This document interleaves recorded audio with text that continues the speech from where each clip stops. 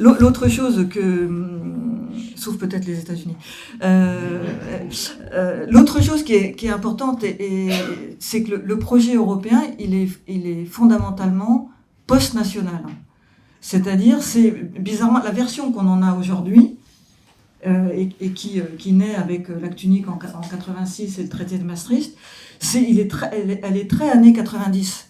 C'est-à-dire, c'est très lié à ce monde unifié par le marché, où il n'y a plus d'idéologie, qui est post-national, etc. Et l'Europe, c'est le laboratoire de ça, c'est la vision de ce monde-là dans lequel on est enfermé, puisqu'on l'a écrit dans des traités. Donc on continue dans cette machine qui détruit les projets et les espaces nationaux, avec l'idée qu'on nous vend, mais qui n'est jamais réalisée, qu'on va créer un État avec une nation, avec un projet. Mais comme on vient encore de le dire, c'est pas possible, vu qu'on est trop différents, que nos intérêts sont divergents, et qui ne vont pas arrêter de diverger avec les transformations du monde.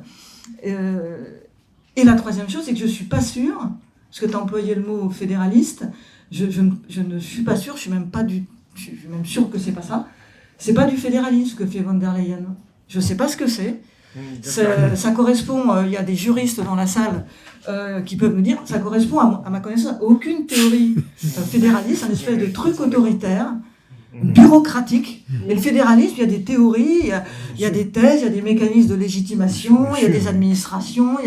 Là, c'est un espèce de bidule autoritaire qui correspond à quelque chose qui est beaucoup plus dangereux, parce qu'au moins le fédéralisme, ça correspond à quelque chose, une catégorie. Là, c'est rien de tout ça, et c'est extrêmement dangereux, parce que c'est basé sur beaucoup de bonne conscience, et bizarrement une forme de cynisme aussi, qui fait qu'au fond, ces gens pensent avant tout à défendre leurs intérêts de caste. C'est vraiment le caste au sens social et économique du terme, et ils sentent bien que ça, c'est mis en danger par les recompositions du monde. Mais ils sont prêts à tout sacrifier pour pouvoir maintenir cette construction européenne, parce que ça leur permet tout simplement de maintenir leurs intérêts de caste. Oui, sur le fédéralisme, je suis d'accord avec toi, parce que j'ai écrit moi-même un article dans Recherche internationale sur la souveraineté, où je montre que la manière dont on a créé le plan de relance européen, et vous savez, ce plan de relance financé par la dette, n'est pas fédéral, n'est pas d'inspiration fédéraliste, en particulier parce que le Parlement européen n'a rien eu à dire sur l'allocation des fonds.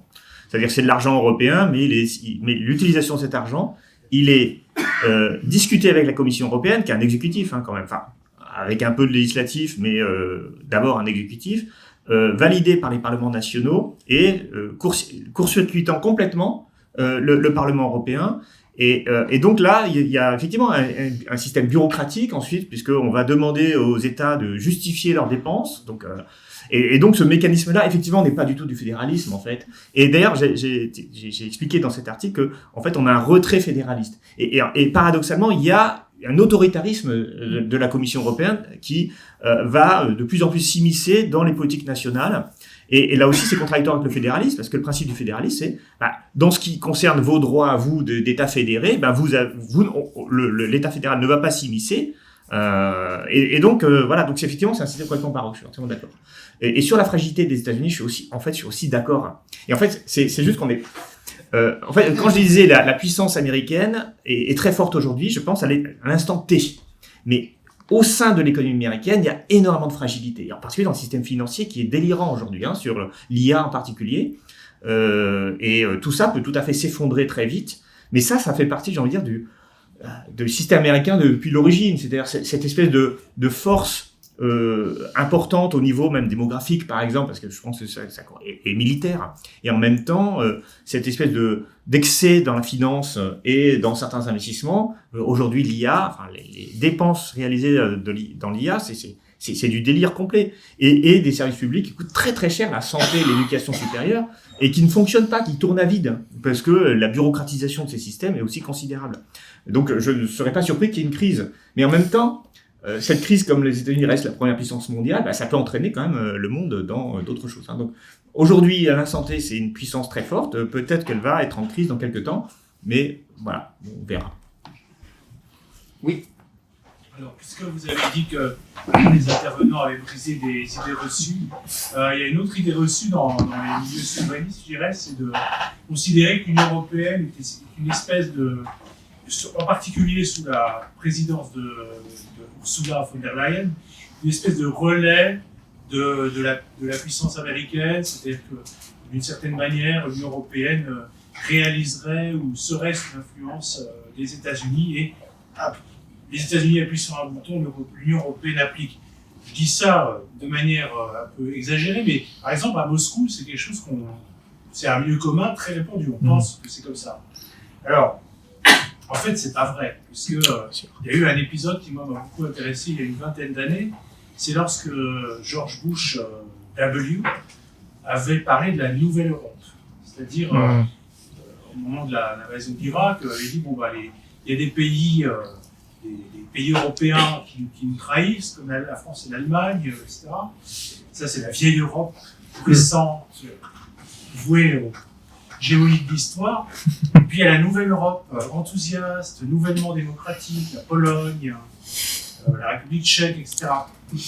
Donc, on voit bien que les États-Unis jouent, enfin les États-Unis, les dirigeants américains, quels qu'ils soient d'ailleurs, savent bien jouer aussi des dissensions à l'intérieur de l'Union européenne et savent très bien que l'Union européenne, c'est bon pour négocier les tarifs, mais dès qu'on s'intéresse à la politique, c'est l'OTAN et c'est des nations. Et c'est des États-nations qui votent les budgets.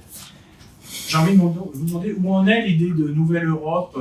Est-ce que, moi, j'ai pas tellement suivi ça. Est-ce que sous Trump, par exemple, Vance et compagnie, il y a cette idée qu'il y a des nations européennes, des États européens qui sont plus fiables,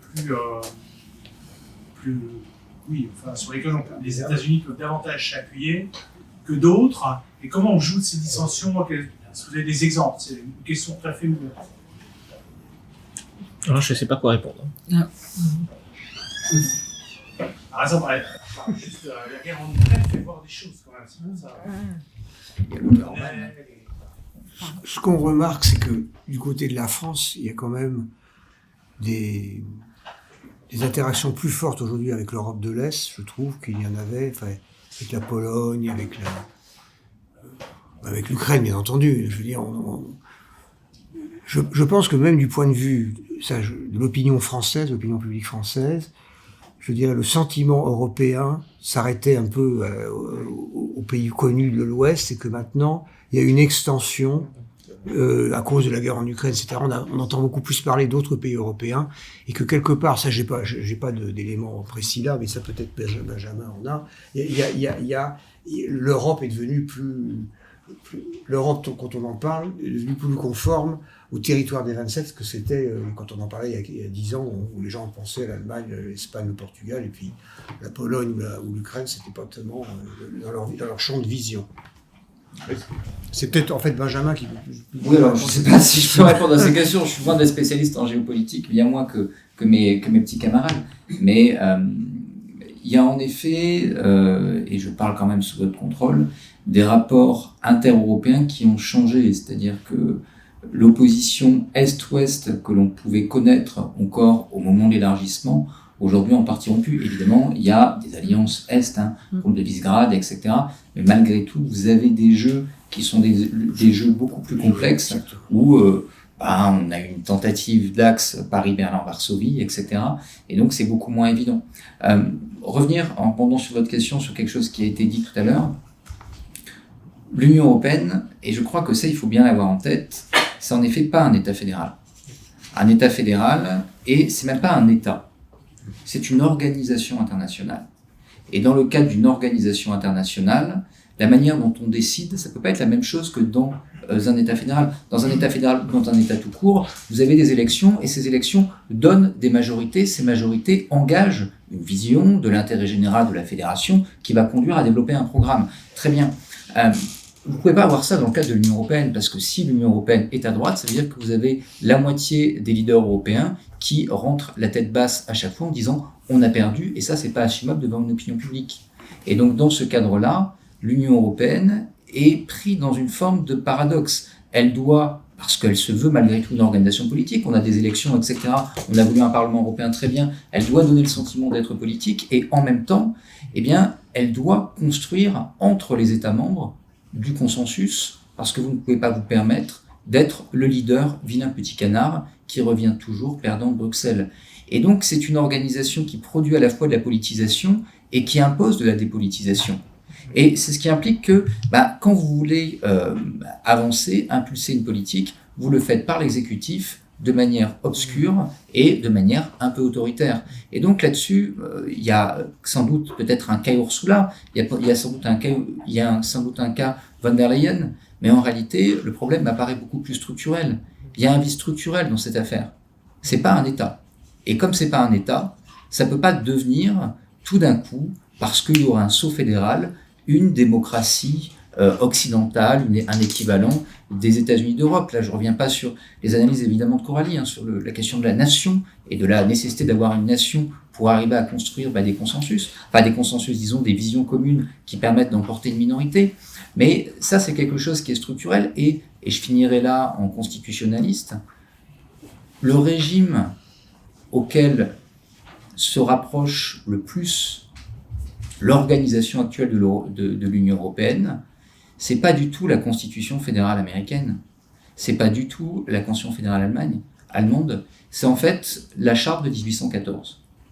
Comme on n'est pas capable d'avoir une représentation, eh bien, on a donné au roi, en l'occurrence la Commission, le monopole législatif, un droit de veto quasiment absolu sur les amendements, et donc le roi a la capacité de dire non, mais on a quand même instauré un parlement parce qu'il faut donner le sentiment que le peuple est consulté. Mais au fond, le pouvoir reste à l'exécutif parce qu'on sait très bien qu'on n'a pas les moyens d'organiser autrement le régime que dans un primat absolu de l'exécutif. Et on en est encore, bien après la création de la machine et sa rénovation X fois, dans quelque chose qui ressemble beaucoup, beaucoup à un régime qui est celui de 1814. Je voulais juste revenir deux minutes sur la question géopolitique. Une chose à observer, c'est la manière dont, à la faveur de la guerre en Ukraine, le Royaume-Uni est revenu dans le jeu européen et le rôle de la Turquie. Donc, dans l'histoire de la coalition des volontaires, la communauté politique européenne, il y a des pays qui ne sont pas dans l'Union européenne et qui ont des stratégies géopolitiques très indépendantes et très fortes, et ça ne peut qu'avoir des conséquences. Et l'autre chose, c'est il y a aussi une analyse fine à faire des relations à l'intérieur de l'Union européenne entre certains États. L'alliance des trois mers autour de la Pologne, il y a tout un tas de micro-trucs qui se créent, alliance qui est probablement quelque part anti-allemande. Il y a plein de micro-trucs, le truc Euromed, il y a beaucoup de choses qui se redessinent et qui alimentent plutôt notre diagnostic sur l'incapacité quelque part de l'Union européenne à proposer une vision géopolitique, parce qu'elle est tiraillée par des choses qui vont dans des champs différents, et dès qu'il y a un problème important, comme l'Ukraine, elle est obligée de recourir à l'extérieur. Alors moi, je suis tout à fait d'accord avec vous, et je pense que la guerre en Ukraine a redonné, et puis les guerres aussi au Moyen-Orient, tout ça, redonné son rôle fondamental aux États-nations, que certains avaient cru voir disparaître. Oui, ça a redonné un rôle fondamental aux États-nations, au type assez classique de relations internationales, de rapports de force, d'alliances, de contre-alliances, etc. Et quand moi j'ai passé 14 ans de ma carrière à Sciences Po, où un collègue avait écrit un livre, La fin des États, je veux dire, et vous aviez toute une idéologie, dont vous avez parlé, c'est-à-dire l'Union européenne, c'est une sorte de grande Suisse qui n'a plus besoin de... Et là, il y a quelque chose qui est frappant au sens que ça frappe les dirigeants français, c'est que il faut reconstruire une vision stratégique pour le pays, et qu'ils en avaient perdu les instruments. Et je fais juste une remarque, parce que je trouve que le fait que ce soit un journal créé par des étudiants, Le Grand Continent, qui soit devenu presque un centre de réflexion sur la relation internationale, ce qui veut donc dire que les institutions universitaires qui étaient avant, comme Sciences Po, qui était la grande école de la relation internationale, a perdu totalement ce rôle. C'était quand même le signe que l'élite française avait abandonné toute idée de jouer un rôle stratégique au niveau international, et que ça nous revient dans la gueule et que ça nous force à repenser notre place en Europe, dans le monde, etc., par la force des rapports de force, de la guerre, de la paix, etc. Alors, deux mots rapidement sur le nouvel intérêt des Français et globalement des Européens de l'Ouest pour l'Europe de l'Est. Je crois qu'il ne faut pas négliger le caractère économique et le fait que la Pologne est devenue une grande puissance industrielle. Quand on regarde l'évolution de l'industrie polonaise, c'est considérable. Alors c'est lié à sa proximité avec l'Allemagne, c'est lié bien sûr au coût de la main-d'œuvre qui est faible, mais il y a aussi une tradition industrielle très, très ancienne en Pologne. Et donc la Pologne est en train de devenir la première armée européenne. Enfin, elle n'est pas encore la première armée européenne, mais elle investit énormément dans son appareil militaire. Et du coup, voilà, c'est ça aussi qui fait apparaître les États. C'est-à-dire qu'ils ont des stratégies nationales de retour à la puissance industrielle et diplomatique. C'est ce qu'essaie de faire la Pologne. Et effectivement, l'Ukraine accélère le mouvement, mais en fait, il était déjà engagé depuis quelque temps. Et sur ce que disait Benjamin sur ce que c'est que l'Union européenne. Je pense qu'on est d'accord. Enfin, quand je parlais de fédéralisme tout à l'heure, c'était un raccourci pour parler de concentration du pouvoir, et c'était pas du vrai fédéralisme. Nous sommes d'accord. Donc, pour la vidéo, voilà, je le dis pour ceux qui. Voilà, c'est une plaisanterie parce qu'en fait souvent on utilise fédéralisme européen comme concentration des pouvoirs à Bruxelles. C'est pour ça, c'est dans ce sens-là que j'utilisais le terme. Mais là où je pense que j'apporterai une nuance, c'est que oui, la manière dont fonctionne l'Union européenne donne beaucoup de pouvoir à la Commission européenne et à l'exécutif européen, un pouvoir considérable dont on ne mesure pas beaucoup l'étendue en fait, et on pense que le Parlement européen c'est là, mais non, c'est pas le Parlement européen et c'est plus les États. Mais jusqu'à Ursula, et c'est pour ça qu'il y a une différence, c'est que jusqu'à Ursula von der Leyen, les présidents de la Commission européenne n'osaient pas utiliser leur pouvoir. Alors, ce que fait Ursula von der Leyen, c'est qu'elle commence à se dire, peut-être que tous les outils dont je dispose, peut-être que je pourrais les utiliser pour accroître mon pouvoir. Et notamment quand elle a viré Thierry Breton, ou quand ou tous ces projets, voilà, qui sont aujourd'hui des projets qui visent à concentrer son pouvoir économique entre ses mains. Et c'est là où on va commencer à se rendre compte du poids des institutions européennes dans la réalité de la politique européenne. Et c'est là aussi où le projet européen, finalement, il est dans une impasse. C'est-à-dire que l'impasse, en fait, elle a été masquée tant que le président de la Commission essayait de fonctionner avec le consensus. Mais maintenant qu'on commence à avoir un Parlement européen dominé par l'extrême droite, aujourd'hui, et des dirigeants européens qui tirent dans des sens opposés, eh bien, ça va pousser la présidente de la Commission à davantage affirmer son autorité, et ça va créer des dissensus, à mon avis, qui sont intenables à moyen long terme. Oui, parce que le pouvoir de von der Leyen, c'est aussi celui que les États lui laissent. C'est parce qu'il y a une dépolitisation du Conseil que la Commission peut s'engouffrer. Si le Conseil jouait son rôle de gouvernement politique, elle ne pourrait pas faire tout ça. Il y a des choses qu'elle peut faire quand même contre le Conseil. Oui. Sur la Commission, sur des... Bon, ça serait très long à expliquer. Mais... Oui. Alors, c'est une note d'espérance que toute cette, cette instabilité puisse permettre de rediscuter de l'impasse. Mais moi, j'ai plutôt l'impression aujourd'hui que si Ursula von der Leyen se permet de prendre le pouvoir, c'est parce que le machin ou le bidule autoritaire construit, alors je ne sais pas si c'est 1814 ou un autre, c'est intéressant, je suis pas assez féru d'histoire constitutionnelle pour le savoir, mais c'est que ce bidule autoritaire, il est devenu un truc infernal en autoconstruction, c'est-à-dire qu'il produit lui-même l'augmentation de ce qu'il peut faire. Et aujourd'hui, peut-être qu'on a atteint un stade, mais ça c'est tellement, un peu comme un cancer, vous savez, ça grossit comme ça, c'est tellement gros que maintenant elle peut l'utiliser, alors que peut-être ses prédécesseurs n'avaient pas encore atteint le stade où ils pouvaient tout utiliser. Et donc dans cette partie-là, comment on remet en cause un truc qui est vraiment, pour moi, un régime autoritaire totalement adémocratique au sens de toute l'histoire de la démocratie dans tous les pays européens. Alors, on va prendre encore peut-être une ou deux questions parce que Patrick doit partir à 17h, donc je lui passerai pour commencer la parole. Oui. Oui, il y a un problème qui, moi, me préoccupe beaucoup, c'est la question des enjeux sociaux de la souveraineté populaire comme fondement de la souveraineté nationale. Et je m'inspirais d'un petit livre qui est un chef-d'œuvre de Jean-Pierre Chevènement, La faute de Jean Monnet. Quand même, qu'est-ce qui se passe dans notre Europe lorsqu'on nous explique que pour sauver la paix, il faut développer le capitalisme? Qu'est-ce qui se passe dans le dégoût des peuples par rapport à l'idée européenne, qui est pourtant une très belle idée, dès lors que, par exemple, la France ne peut plus développer des services publics, qu'elle doit remettre en question les conquêtes du Conseil national de la résistance, sécurité sociale, caisse d'allocation familiale, etc. Tout ce qui faisait le caractère social de l'exercice de la souveraineté nationale fondée sur la souveraineté populaire à la libération. Il faut quand même poser ce problème, surtout à l'âge où le capitalisme rattrape par la géographie ce qu'il avait perdu par l'histoire. Par l'histoire, le capitalisme avait perdu la faculté d'exploiter sans contrainte, sans règles, sans régulation.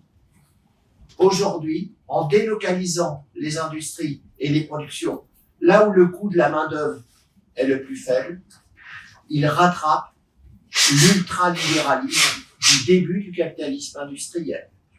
Autrement dit, l'idéal du capitalisme mondialisé, c'est de revenir au premier stade du capitalisme industriel, où il n'existait aucune régulation des conditions de travail, et d'effacer les compromis sociaux du deuxième capitalisme qui a dû, en raison des luttes ouvrières, faire des lois sociales. Or que aujourd'hui, à la faveur de l'Europe, on interdise les services publics, qu'on oblige à la privatisation, par exemple, de la SNCF et d'autres services publics, est-ce que ce n'est pas ça aussi le grand problème qui doit nous préoccuper au niveau, justement, du rapport entre la nation France et l'Europe? Pour ma part, la relecture du petit livre de Jean-Pierre Chevènement a été une sorte de déclencheur de cette prise de conscience de ce qui ne va pas dans l'Europe actuelle, à savoir la tendance à privatiser les services publics, ce qui veut dire les supprimer. Parce que si on va vers le modèle américain où il n'y a pas de sécurité sociale, où il n'y a pas de disjonction entre l'importance de la cotisation et l'importance de la prestation, alors que nous avons ce modèle-là où on cotise en fonction de ses moyens, mais où on est pris en charge en fonction de ses besoins. Admirable modèle de la sécurité sociale comme modèle de solidarité. Je me demande si ce n'est pas ça aussi qui devrait nous préoccuper. Quelle est notre faculté de résister à ce mouvement général de destruction des droits sociaux par un capitalisme mondialisé? Patrick? Alors, le sujet de la table ronde, c'était les relations avec les États-Unis, c'était pas faut-il sortir de l'Union européenne? Mais tu peux répondre à cette question aussi. Mais comme je dois conclure, parce que je m'excuse, je dois partir, je voudrais quand même vous signaler, ce que vous savez tous, c'est que vient d'être élu un maire qui se déclare socialiste à New York. Il y en a une autre qui vient d'être élue à Portland, je crois, non, Seattle. Donc, il y a aux États-Unis des victoires absolument inédites. Enfin, si on remonte, il faut remonter à un siècle pour voir des élus socialistes au niveau national, etc. Donc, il y a quelque chose qui se passe en réaction à ce capitalisme sauvage qui se développe encore plus là-bas que chez nous. Ce qui veut donc dire que, alors maintenant pour répondre à ta question sur chez nous, d'abord je crois qu'il y a eu une demande de mise en compétition des services, etc. Mais je pense qu'il y a eu dans la haute administration française, dans l'élite française, il y a eu des complices à la destruction. Il n'y a pas besoin d'aller chercher à l'étranger la volonté de détruire. Je pense qu'il y a eu dans l'élite française, des gens qui n'attendaient que ça pour détruire les acquis qui pesait sur leur tête, le programme du Conseil de la Résistance, etc. Ils en avaient ras-le-bol. Donc ils ont profité. Il y a une partie de l'élite française qui a profité de l'aubaine, en quelque sorte, de pouvoir sauter sur ces projets, sous ces directives européennes, pour essayer de nous liquider. Mais moi, je suis beaucoup plus optimiste que tu ne sembles l'être. Pour vivre aussi une partie aux États-Unis, je vois que, par exemple, notre système de sécurité sociale, qui est bien sûr fragile, en difficulté, etc., est toujours universel et coûte beaucoup moins cher que le système américain, qui n'est pas du tout universel et qui va très très mal. Bon, je trouve que notre système éducatif, qui va mal, etc., bon, tu le sais très bien. Bon, quand on voit l'endettement des étudiants qui sortent du système américain avec des centaines de milliers de dollars et qui maintenant ne trouvent plus de boulot et deviennent socialistes pour ça d'ailleurs, parce que tout d'un coup ils se disent bon. Donc je trouve que quelque part, ce que j'entends, il y a un pessimisme dans tes paroles qu'il faut que j'espère contribuer à balayer. C'est-à-dire que je pense qu'il faut être beaucoup plus fier de notre histoire, que la France a conçu des choses qui ont une durabilité. Je pense à la laïcité que je connais en particulier, toi que tu connais aussi. Je pense que nos services publics ont aussi besoin d'être réformés, et on le sait. Peut-être pas avec McKinsey comme conseiller, mais on sait qu'il y a quand même des réformes à faire. Bon, mais pas celle-là, mais il y en a à faire. Donc, je trouve que c'est l'occasion de ce grand, cette grande tornade que nous vivons au niveau mondial, au niveau national, de la guerre, de la paix, de l'économie, des transformations, etc. C'est l'occasion de revenir à nos sources, de réformer ce qu'il faut l'être, et de rebrandir fièrement le drapeau de notre histoire. Je crois que je ne suis pas du tout pessimiste de ce point de vue-là.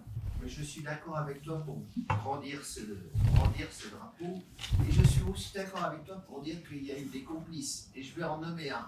Monsieur Kessler, vice-président du MEDEF, qui a osé dire il faut détruire le programme du CNR. Il l'a dit. Il n'y a pas que lui. Il a été suivi par des gens comme M. Macron. Exactement. Alors, je suis d'accord avec toi sur le diagnostic. Mais je suis aussi optimiste, mais il faut lutter. Alors, on est en fin de débat, mais moi j'avais une question pour vous à laquelle vous n'aurez pas le temps de répondre. Est-ce qu'on ne peut pas aussi interpréter l'élection de Mamdani, comme à New York, comme l'expression de la polarisation et des fractures américaines? Il y a une lecture effectivement de gauche. Et après, j'ai deux choses à répondre à Henri. Pour avoir été à New York, je crois que Mamdani, il a compris ce que vivaient les gens. Quand on payait le café à $7, le hamburger à 35, et que, etc., voilà, ce qu'ils appellent l'affordabilité. Quand vous voyez le programme de l'autre, là, qui parlait, Cuomo n'en parlait absolument pas. Donc, il a fait un programme par rapport à la souffrance sociale, pas simplement des pauvres, des classes moyennes, des gens assez riches qui ne pouvaient plus survivre à New York. Donc, le reste est secondaire. Je veux dire, le reste, ensuite, en plus, le reste est secondaire. Le reste, on peut pas être d'accord avec ce qu'il dit sur ceci, sur cela. Mais il a fait une campagne de gauche à partir du vécu et de classe, mais de classe, je veux dire, largement majoritaire de la grande partie de la population de New York. Donc, et les résultats, parce que les résultats dans les autres États, ce qui est intéressant en plus, c'est contrairement à certaines forces politiques de gauche ici, il fait une alliance très ouverte. C'est-à-dire que il va pas s'attaquer aux démocrates centristes parce qu'ils sont centristes. Tout le monde est une alliance contre Trump. Ce qui fait d'ailleurs qu'ils gagnent dans tous les États parce ils savent quel est leur ennemi et quel est leur objectif. Ils sont pas à se diviser entre eux, à se faire des guerres.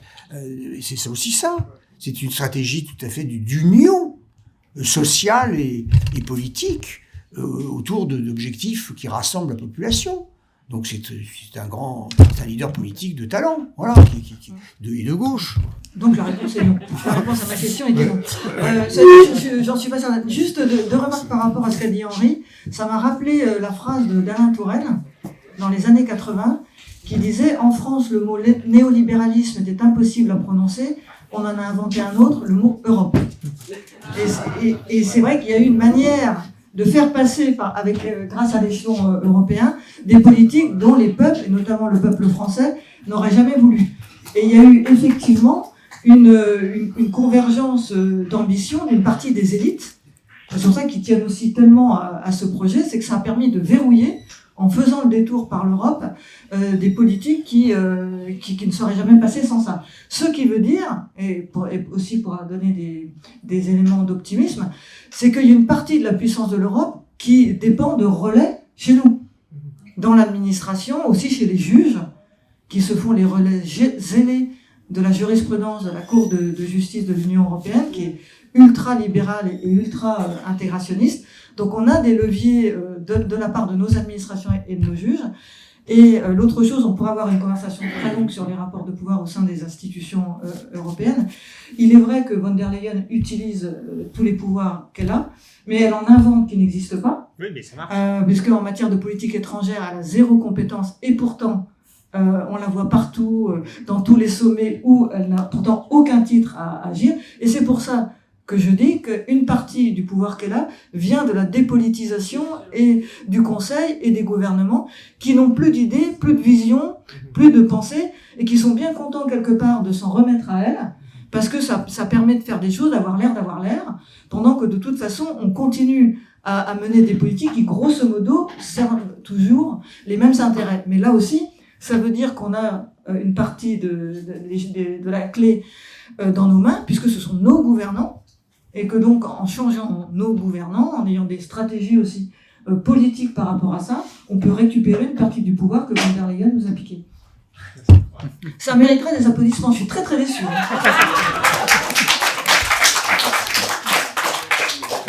C'est bien parce qu'on va un peu tomber d'accord. Alors, du coup, on n'a pas répondu à ta remarque, Catherine, à ta question que j'ai oubliée, en fait. Est-ce que tu peux rappeler avec tout ça? Sur l'autoconstruction de ah oui. bidule autoritaire. Oui, c'est le produit d'une autoconstruction. Mais alors, du coup, ça rejoint un peu la question d'Henri. En fait, et c'est ça, parce que c'est un peu ce que je voulais répondre à Henri, mais du coup, ça va aussi pour toi. C'est que, en fait, ce capitalisme dur du 19e siècle, en réalité, il est mondial. C'est-à-dire que, en fait, ce qu'on oublie de dire souvent, c'est que bien sûr qu'il y a une dynamique propre à l'Union européenne. Et bien sûr que dans l'Union européenne, on voit l'émergence de partis très à droite, voire d'extrême droite. On voit cette destruction des services publics, avec des aberrations totales, comme le marché européen de l'électricité, qui détruit la compétitivité de nos entreprises, puisqu'on a des prix de l'électricité qui sont 2 à 3 fois plus chers que les autres pays que les autres pays développés dans le monde. Pour un service qui n'est pas meilleur. De toute façon, l'électricité est toujours la même. À partir du moment où il n'y a pas de coupure, on va dire que le service est bon. Et donc, on est capable, par idéologie, de s'auto-détruire, en quelque sorte. Et ça rejoint aussi ce que tu disais tout à l'heure, quand tu disais que le langage commun des Européens, c'est le langage néolibéral. C'est-à-dire qu'en fait, finalement, c'est la langue commune, la libéralisation des marchés, c'est la stratégie par défaut de l'Union européenne. Et donc, eh bien, le démantèlement des services publics, même si c'est inefficace, même si c'est détesté par les populations, eh bien c'est quand même ce qu'on va faire. Même pour le marché européen de l'électricité, même pour, vous avez vu la mise en concurrence des lignes de la RATP. Quelle idée il y a même du point de vue même de la subsidiarité. Vous savez, ce principe qui est censé être au cœur des politiques européennes. C'est-à-dire que on agit au plus près, sauf si le niveau supérieur est pertinent. Et on peut à la limite comprendre qu'il faut harmoniser les règles sur les produits qui circulent d'un État à l'autre. Parce que c'est le grand marché, c'est le principe grand marché. Mais là, en quoi est-ce que le service de transport de l'Île-de-France est un système qui intéresse les Allemands ou les Belges? Et en quoi est-ce que le principe de la concurrence devrait être mis en place dans quelque chose qui est purement local? Il n'y a aucun principe européen qui s'impose à ça. Mais comme aussi les Français et les dirigeants politiques se fichent éperdument de défendre leurs propres intérêts. Je veux dire, on produit une électricité majoritairement nucléaire à un coût total, qui inclut, un coût de production qui inclut le démantèlement des centrales à 50-60 euros le mégawattheure. Et il est vendu à des tarifs bien plus élevés, ou parfois avec des tarifs régulés type ARENH, des tarifs donc inférieurs qui met l'EDF en faillite. Bref, on sait que ce système est complètement aberrant, mais on ne le critique jamais. Voilà, et on le critique tellement peu que vous vous souvenez au moment de la crise énergétique, l'État a pris en charge le coût de la hausse du prix de l'électricité pour un montant total qui s'élève en milliards d'euros pour les finances publiques, pour faire baisser artificiellement les factures. C'est-à-dire qu'on ne pouvait tellement pas remettre en cause le principe de la tarification par le marché, alors qu'on contrôle la production électrique. C'est-à-dire que EDF, c'est une propriété de l'État français. Le coût de production d'EDF, c'est 60 € du mégawattheure, mais on ne peut pas vendre à ce prix, puisque le prix de marché est à 250. Donc, on va dire aux petits boulangers, etc., qu'on va leur rembourser sur fonds publics l'excès du prix. Enfin, je veux dire, c'est absolument délirant, ce mécanisme. Donc, ça rejoint sur ce que dit Henri, sur le délitement du système de service public. Mais derrière, ça montre aussi cette idéologie, ce dogmatisme qui est lié au fait que c'est la langue commune des Européens. Et donc, cette espèce d'Europe qui se construit, qui grossit, et qui, du coup, acquiert de plus en plus de pouvoir. Et ça, je réponds aussi à Marie-Cécile sur cette question-là. Ça vient aussi du fait que, finalement, alors, moi, ça, c'est un truc que j'ai compris pendant mon travail sur les transitions. J'ai fait un travail, c'était sur la question de la transition. Et en fait, je me suis posé la question, est-ce que c'est le droit, la règle de droit qui détermine les politiques, ou est-ce que c'est autre chose? Et en fait, je me suis aperçu que la règle de droit, parfois, elle n'est pas appliquée. C'est ce que je vous ai dit tout à l'heure par rapport au traité de 57. C'était pas appliqué. Parce que les pratiques sont déterminantes. Et si Ursula von der Leyen s'invente des droits, eh bien, en fait, c'est parce que dans tout système de droit, il y a des trous, il y a une incomplétude, et il y a une liberté de marge de manœuvre qui est donnée à celui qui est à la tête d'une institution. Et en fait, rien n'empêche Ursula von der Leyen de continuer d'accentuer son pouvoir et d'avoir un pouvoir qui en fait est très important, bien plus que ce que le droit permettrait d'être calé. Alors, ne serait-ce que parce qu'elle contrôle l'administration européenne, qui est à l'initiative de tous les projets européens. Donc, du coup, voilà, elle va dire au gouvernement français, écoutez, libéralisez la RATP, libéralisez le marché de l'électricité. Et puis, à la fin, le gouvernement français, comme il veut pas paraître anti-européen et être exclu du cercle de la raison, eh bien, il va dire oui, bien sûr, sans même en parler aux citoyens. Parce que qui a voté, qui a fait une campagne en Ile-de-France pour dire qu'on allait libéraliser la RATP? Absolument personne, mais ça s'impose, voilà, parce que c'est comme ça. Et ça crée de la frustration terrible chez les gens, et ça explique, à mon avis, la hausse de l'extrême droite.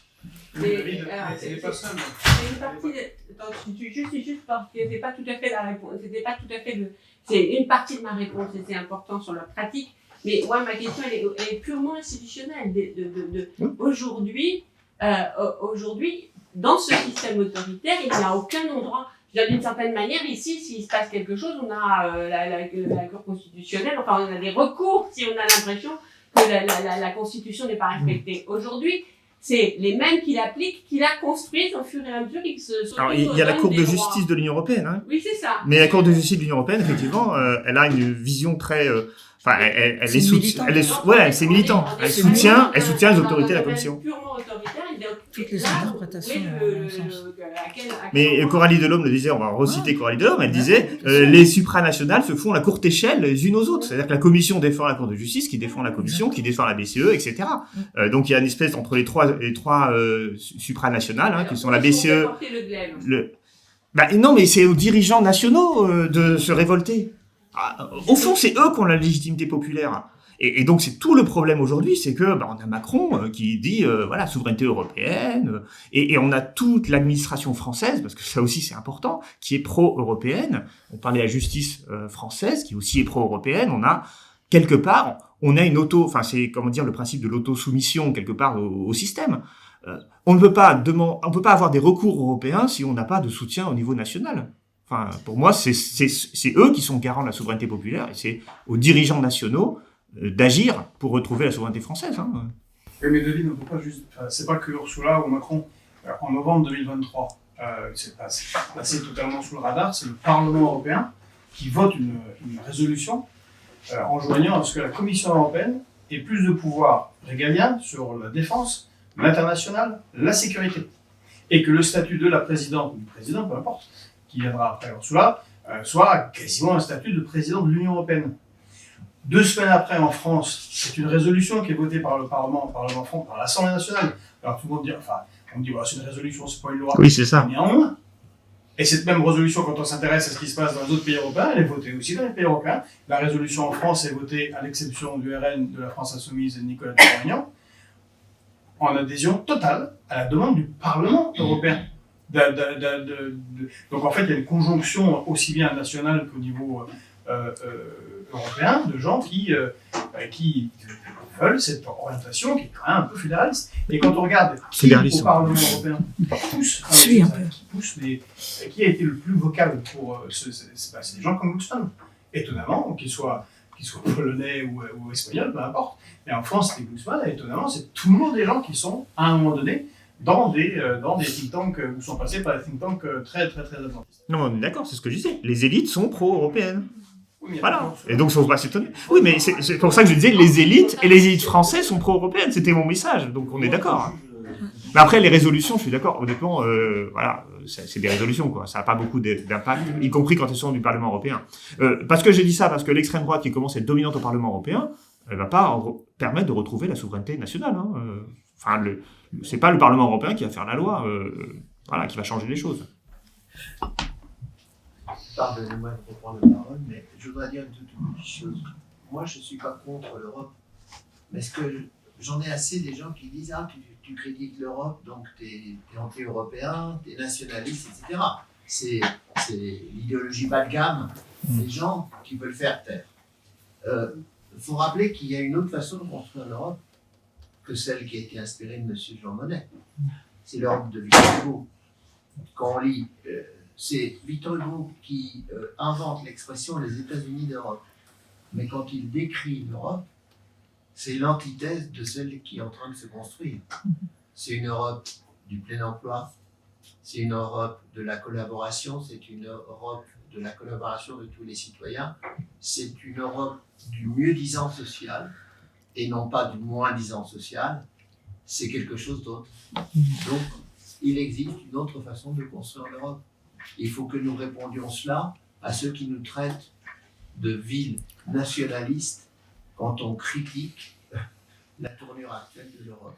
Oui, mais enfin, pardon, mais quand bien même, il rien ne dit que l'Europe de Victor Hugo soit possible à mettre en œuvre aujourd'hui. Hein. Si on doit choisir entre l'Europe actuelle et être traité de nationaliste, à la limite, je préfère être traité de nationaliste. Je veux dire, ça m'empêchera pas de dormir.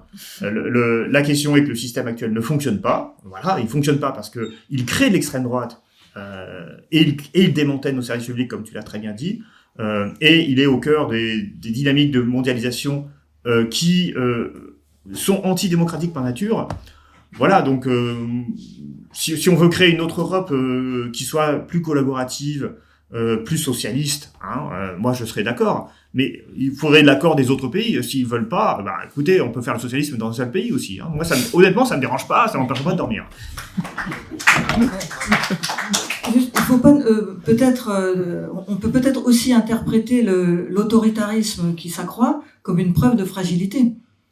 Oui, c'est parce qu'ils ont plus autant de pouvoir et d'adhésion et de capacité à convaincre qu'ils sont obligés de durcir.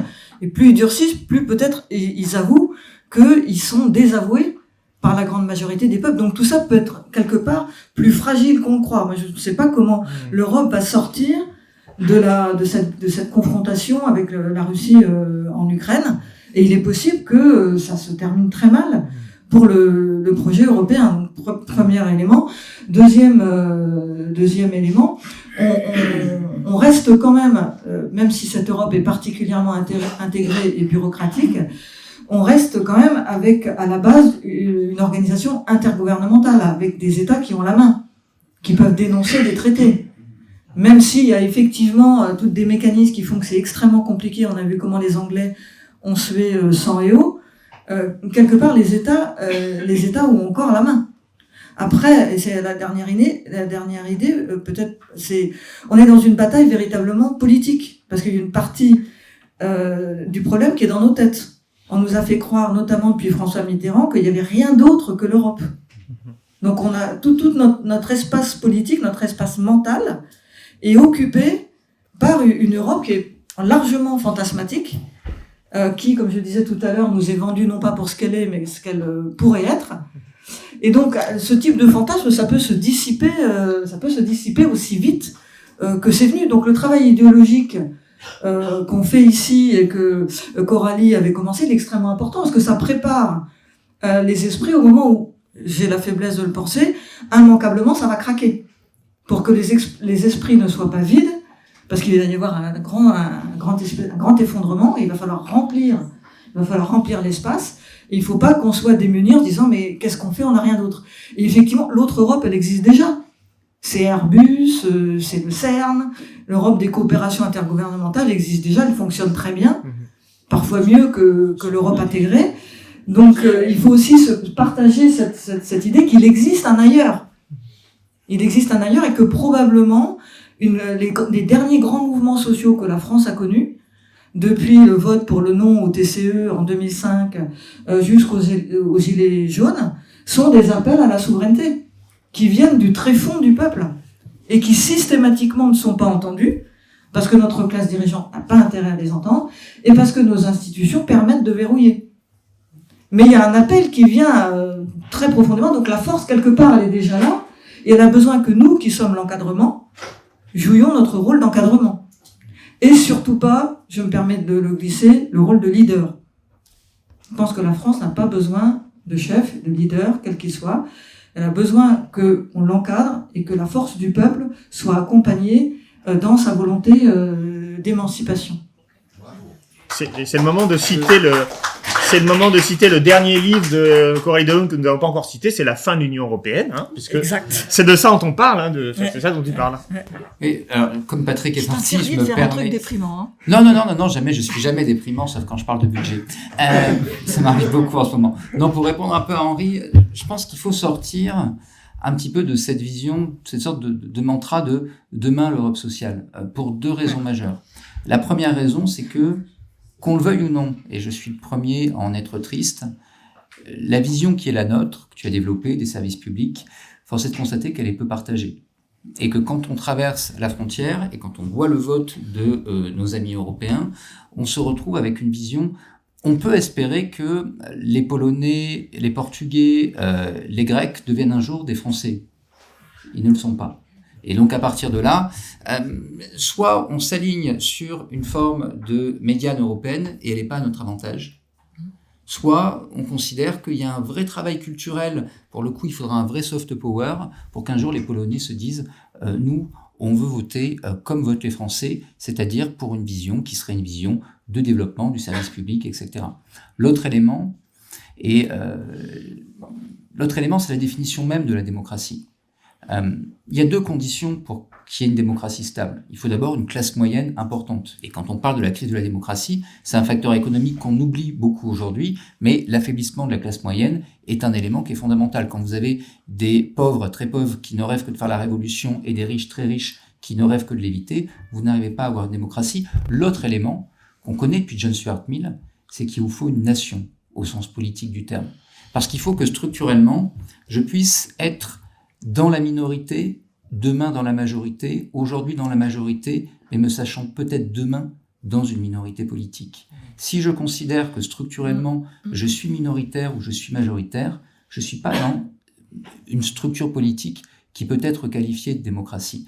Or, l'idée des États-Unis d'Europe de Victor Hugo, c'est très beau d'une certaine façon. S'il y avait une nation européenne, et que dit Karlsruhe, le tribunal constitutionnel allemand, quand il dit on ne peut pas faire de saut fédéral, ça serait contraire à la loi fondamentale allemande, Karlsruhe constate l'inexistence d'un peuple européen et donc d'une démocratie possible. D'une certaine façon, Karlsruhe fait du John Stuart Mill. Et en la matière, on peut le regretter ou s'en féliciter selon le courant idéologique qui nous anime. Néanmoins, il n'y a pas aujourd'hui de nation européenne et donc il n'y a pas réellement de démocratie possible. Et quand j'évoquais tout à l'heure la question du fédéralisme, on est condamné à avoir soit une organisation intergouvernementale qui agit par modus vivendi entre États ou à un renforcement plus autoritaire de cette organisation si elle veut faire des sauts politiques, parce qu'il n'y a pas de peuple européen qui permettrait de développer un intérêt général européen démocratiquement défini qui ferait que tout d'un coup, un peuple se dirait qu'il va, en toute bonne foi et en toute volonté, en toute conscience, sacrifier là son intérêt à un intérêt général européen. Ça, pour l'instant, à regret ou à bonheur, ça n'existe pas. Et donc, je crois que là, si on veut se battre pour les services publics, si on veut se battre pour la République sociale, cette bataille-là, elle est d'abord franco-française. On peut évidemment espérer la porter, mais elle reste, à mon avis, d'abord nationale. J'ai une toute petite question. Ce sera la dernière flopée de questions, on va en prendre quelques-unes. Dans l'hypothèse d'une Europe des nations, donc non pas de fédérale, où passe la limite? C'est à 27 ou à 20 ou à 6? C'est quoi ça, cette histoire? C'est quoi le On peut avoir d'autres questions? Oui. En attendant qu'on retrouve des services publics, pour l'instant, en fait, dans les pays européens, c'est le développement à niveau des armées, des armements. Vous avez parlé de la Pologne qui a la plus grande armée. Il y a l'Allemagne qui est en train de s'armer à la vitesse grand V. Il y a l'Allemagne qui a demandé qui est 5% attribué à ce développement-là. Voilà, on va pas dans le bon sens, quoi, a priori. Est-ce qu'il y a d'autres questions? Allez, dernière question. Alors, c'est moi une question que j'ai entendu, le fait que tout le monde ici a souligné que nous sommes européens, ce qui ne veut pas dire que nous sommes des adhérents fervents de l'Union européenne, qui est critiquable de toutes les façons que vous avez exposées. Je suis chargé de mission à la Ligue de l'enseignement, qui est un mouvement d'éducation populaire, laïque, qui fait partie de plusieurs instances européennes, des plateformes européennes. Il y a un réseau laïque européen dont l'objectif qui regroupe une quinzaine d'organisations polonaises, italiennes, Grande-Bretagne aussi, Espagne, etc. L'objectif, c'est de porter l'idée de la séparation des églises et de l'État telle que nous l'avons en France. Donc on ne veut pas franciser tout le monde, évidemment. Mais quand une idée est bonne et quand une loi est excellente, il faut la proposer aux autres peuples européens.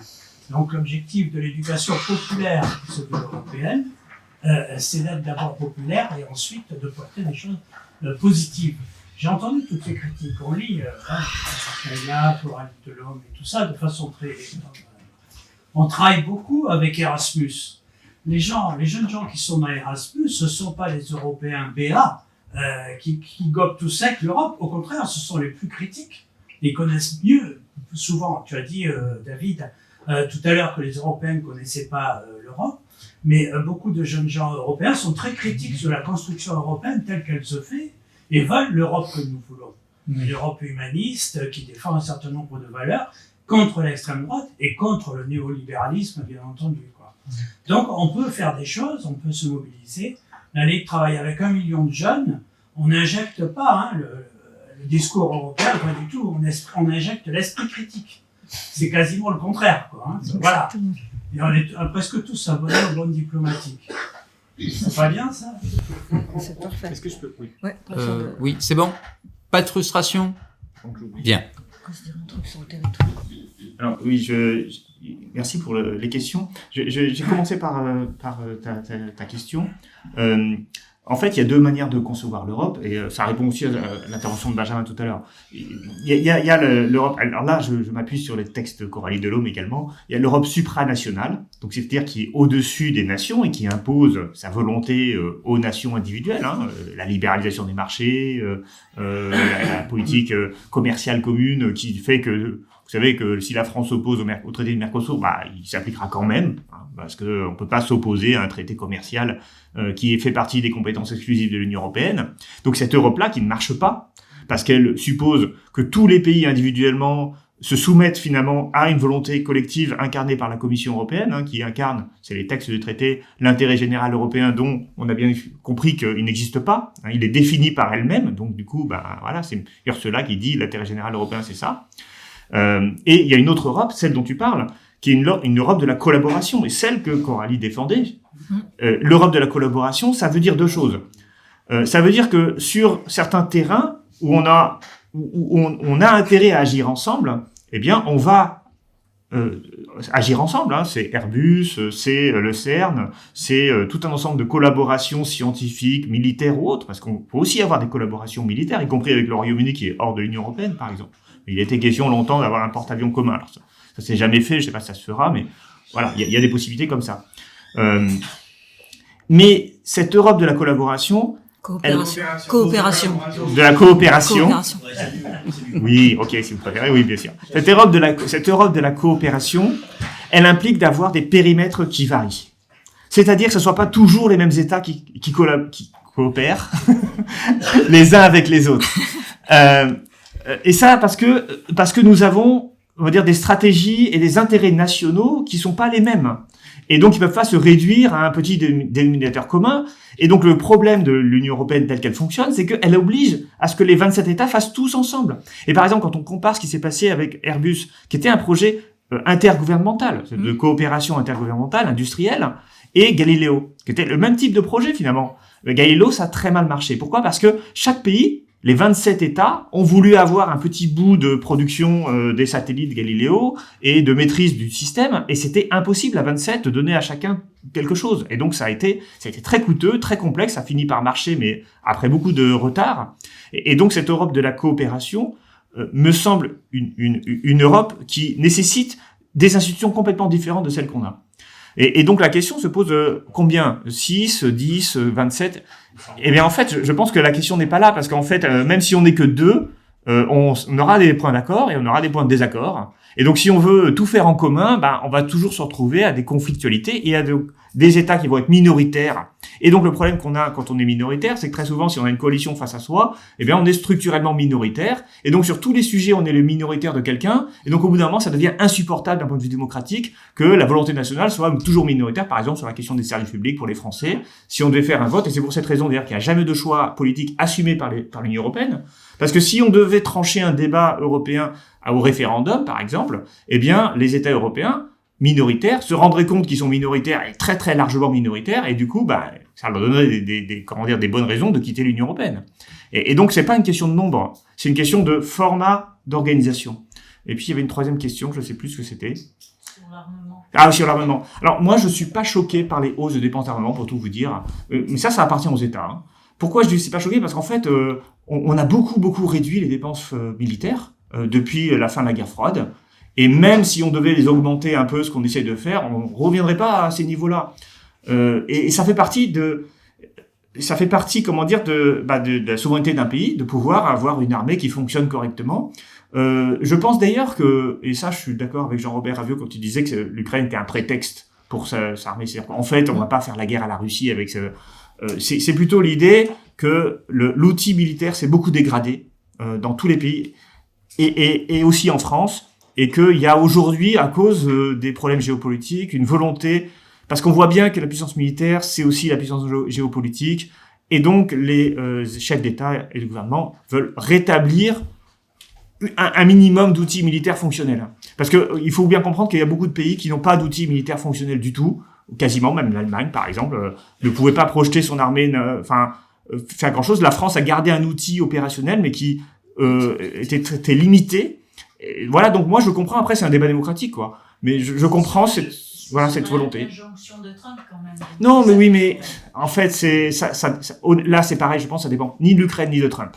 C'est une volonté des chefs d'État, indépendamment de Trump et de l'Ukraine, qui est de réinvestir dans leur outil militaire. Il y a un retour du régalien de manière générale dans tous les pays. Alors, après, on peut le regretter, c'est un débat, mais quand on voit ce qu'on dépensait sous Mitterrand et ce qu'on dépense aujourd'hui, en réalité, on est bien en dessous, et même avec les hausses de budget, on est bien en dessous de ce qu'on dépensait sous Mitterrand.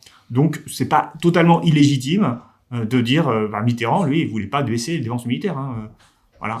Si je peux aller sur ce sujet, parce que je parlais sur le Après, j'ai plein de choses à dire. Le sujet aussi. Aujourd'hui, on a une armée qui doit avoir 3 piliers et qui en a plus que 2. C'est-à-dire que vous avez sur les OPEX, on est les meilleurs du monde, pratiquement, hein, on peut dire. Les opérations extérieures pour aller faire aller se projeter, voilà, comme on a fait au Mali, comme on a fait dans une théâtre d'opération. On a une dissuasion nucléaire qui est aussi totalement indépendante, etc. Le problème, c'est qu'entre les deux, il n'y a plus rien. Et en fait, le fait de pouvoir avoir en conventionnel aujourd'hui, ce qu'on appelle les lance-roquettes unitaires, etc., l'artillerie, qui est aujourd'hui, on le voit en Ukraine, qui est devenu quelque chose de très important, l'artillerie. On est capable, nous, aujourd'hui, alors que l'Ukraine tient sur un front de 800 km depuis 3 ans, on est capable de tenir, que 3 semaines sur 80 km.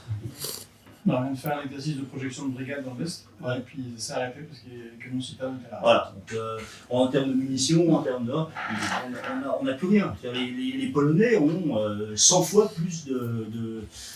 Alors ils sont effectivement en première loge, hein, mais c'est très dangereux parce que si on n'a pas de conventionnel, ça veut dire qu'on passe directement au nucléaire, donc c'est quand même très instable, vous voyez. Donc il faut qu'on se réarme entre les deux sur le conventionnel, c'est absolument... et pour nous, pas pour les Américains, ni pour nous, pour l'indépendance nationale. Voilà. Ça, c'est un débat politique après, hein, je veux dire, on va pas le trancher ici, mais c'est juste pour dire qu'il y a des raisons propres. Voilà. Il y en a qui voulaient donner des chars à l'Ukraine, pourquoi pas, mais on en avait 1300 quelques au début des années 90, à combien de 220, 230 La moitié roule pas parce qu'ils utilisent les pièces pour faire rouler les autres. Notre fameux canon César, c'est le meilleur, mais on n'en a pas beaucoup. Hein. On en reproduit maintenant. On les a tous donnés à l'Ukraine. Non. Pas tout. Oui, on en produit aussi, on en produit même. Comme le Covid, on n'a pas de chaîne de production supplémentaire. Oui. Et pour le coup, on a peut-être préféré, on a des grandes entreprises qui pourraient développer ça et puis relancer un peu l'industrie grâce aux militaires. Pour le coup. Parce que Safran, Thales, tout ça, c'est quand même des belles entreprises. Mais encore une fois, c'est un débat politique, on peut ne pas être d'accord avec ça. Voilà. Même si Coralie, je rappelle, quand même été militaire à la base sur la Chine. C'est vrai qu'elle était plutôt... Je voyais qu'elle était démoralisée par le fait qu'on tape, on lui faisait faire des fichiers Excel pour réduire les dépenses militaires. Mais on a le droit aussi de vouloir la paix et d'essayer des dépenses militaires, c'est pas un problème aussi. Ça n'a pas de lien avec la paix. Non, mais on peut avoir des... ce débat est légitime en tant que tel. C'est le moment de signaler un autre mythe et faux semblant qui se balade en ce moment. C'est à propos de l'idée que la France pourrait partager sa puissance nucléaire avec les Européens. Ça, c'est vraiment un faux débat, une fausse question. D'abord parce que c'est très compliqué, évidemment, de définir les intérêts européens qui seraient pas liés à des intérêts nationaux. Et puis, on fait semblant d'oublier, nous les Français, que personne en Europe ne veut d'un leadership français. Personne. Mais vraiment personne. On fait comme si, voilà, on allait tranquillement comme ça. Et ce qu'ils veulent, c'est en revanche qu'on partage, qu'on leur donne des choses, qu'on se dépouille, mais ils ont pas du tout envie qu'on soit le parapluie, pas du tout. Mais vraiment, il y a même des gens qui nous détestent cordialement, au moins depuis Napoléon. Donc, faut vraiment qu'on se réveille. On est en train de discuter avec des gens qui fondamentalement ont envie de nous affaiblir. L'autre chose que je voulais dire en revenant un petit peu en arrière, la question du territoire, elle est très importante parce que le territoire géographique européen impliquerait qu'on intègre la Turquie et la Russie. Donc c'est évidemment pas ça qui sert de base aux projections européennes pour savoir jusqu'où on va pousser les frontières. Donc ils cherchent d'autres choses. Quel serait le modèle territorial, historique, dont l'Union européenne serait la réalisation ou la reconstruction. Donc, immanquablement, ils nous sortent l'Europe de la chrétienté médiévale. Des gens comme Jacques Delors le disaient régulièrement, on entend régulièrement ça à Bruxelles. On refait l'Europe de la chrétienté médiévale, sauf que ça fait très longtemps que les frontières de l'Europe ont dépassé, ne serait-ce qu'avec les États baltes, on a intégré des États qui ne sont pas du tout dans la chrétienté médiévale. Et puis ça pose quand même un sacré problème de laïcité, parce que tous ces gens, quand ils disent chrétienté médiévale, ils disent vraiment chrétienté médiévale, c'est-à-dire que ils veulent la référence au christianisme, certains ils veulent carrément mettre la Bible, d'autres seraient prêts à faire une concession en mettant seulement Dieu, sans qu'on choisisse lequel. Mais donc l'histoire du territoire, elle cache aussi l'histoire d'un modèle et d'une justification historique de ce qu'on est en train de faire et qu'on nous a présenté depuis toujours comme étant la réalisation naturelle d'un projet historique, alors qu'en fait c'est une véritable construction, au sens où c'est quelque chose qu'on invente politiquement pour des raisons politiques, qui n'a aucun modèle dans le passé, qui correspond à des objectifs politiques qui sont totalement discutables et que dans toute démocratie on devrait absolument discuter.